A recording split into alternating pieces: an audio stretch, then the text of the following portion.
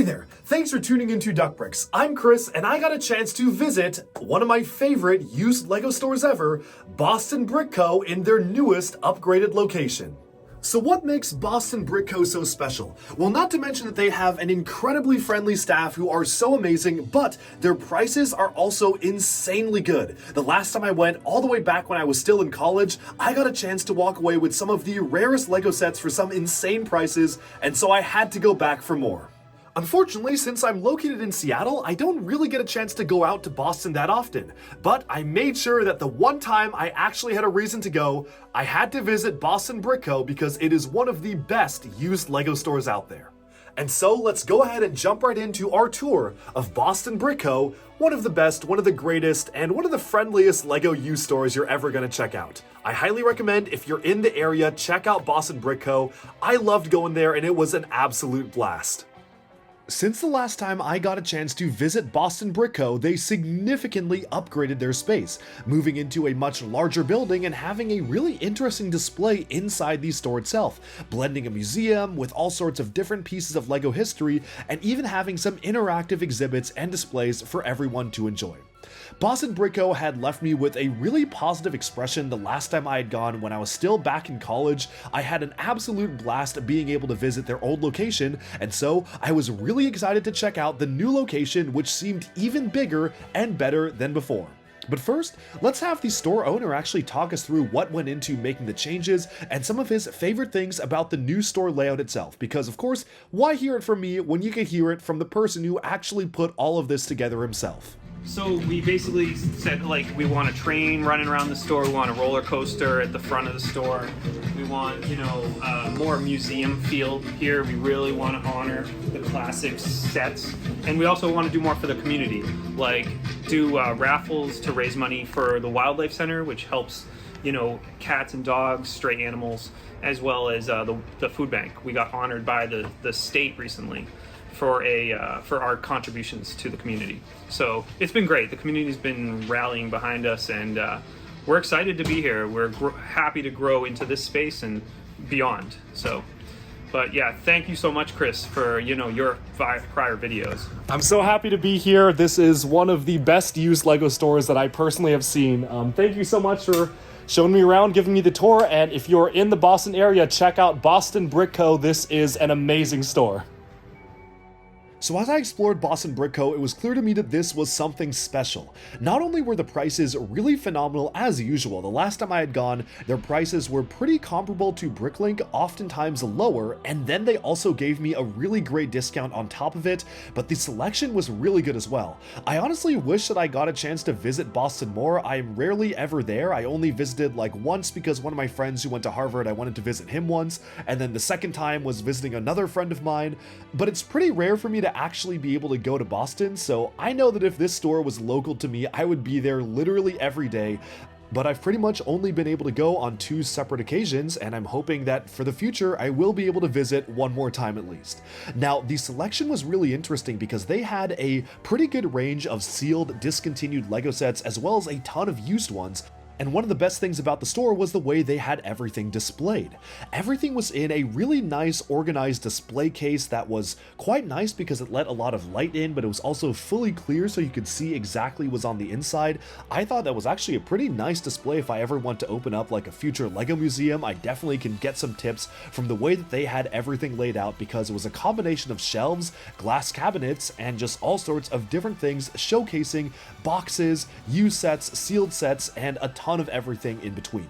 Now, of course, I had to get a ton of LEGO Paradisa sets. They just got in a ton of Paradisa stuff, so I honestly kind of cleaned them out in terms of these sets that I didn't own already, which was really exciting to see just so many vintage LEGO sets in such good condition. But even beyond that, they had a section dedicated to all sorts of different LEGO themes, to custom and actual official LEGO set Bionicle and Knights Kingdom construction figures, to sets from both old eras of LEGO as well as modern eras. There was Monkey Kid mixed with Alpha Team, mixed with City, mixed with Space. There were a ton of cool things to see here, and one of the most interesting things was, well, of course, the backstock.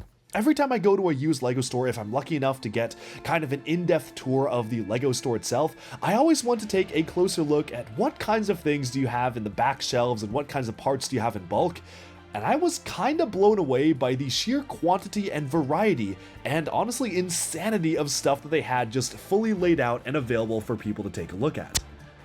I think this legendary drawer labeled Cloud City Boba Fett's and Mr. Gold's was, honestly, I mean, that's all you need to know to see what kind of craziness we're dealing here with the inventory, but it was pretty interesting seeing just so many different copies of minifigures just all in storage, ready to be sorted and put out, which was pretty insane to see.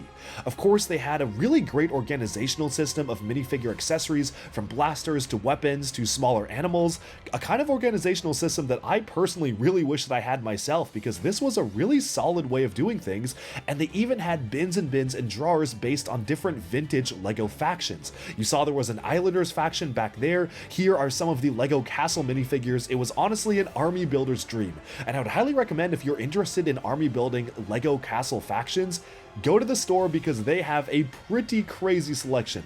Just look at all of those Wolfpack shields and all the Dragon Knight shields all together in Ziplocs Fright Knights as well.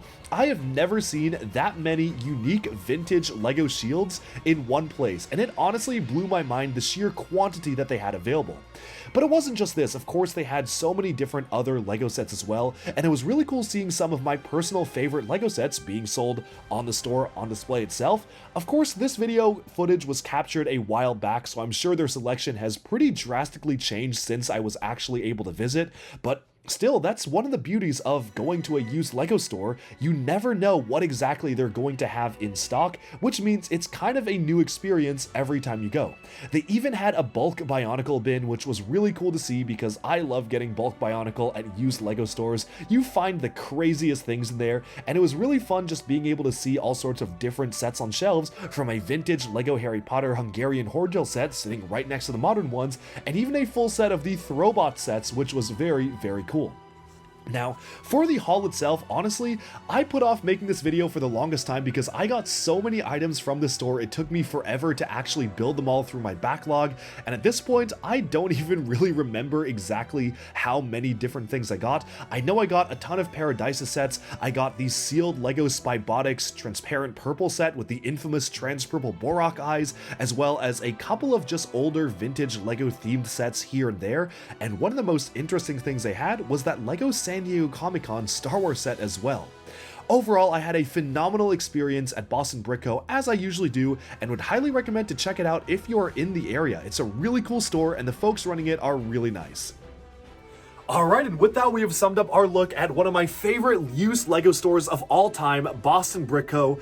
I don't know when the next time I'm going to be in Boston is. I've actually been sitting on this footage since like October 2022, so this has been a long time in the making. I'm so happy I was finally able to make this video and put it out, and I'm hoping that there will be a reason to go to Boston in the future. I don't know what that reason would be, but if there ever is, I know where I'm going first, because Boston Brick Co is amazing, one of the most underrated LEGO stores out there, so I highly recommend that you check it out if you're in the area. Be sure to like and subscribe for even more LEGO news, reviews, discussion, and analyses coming your way very soon, and bye for now.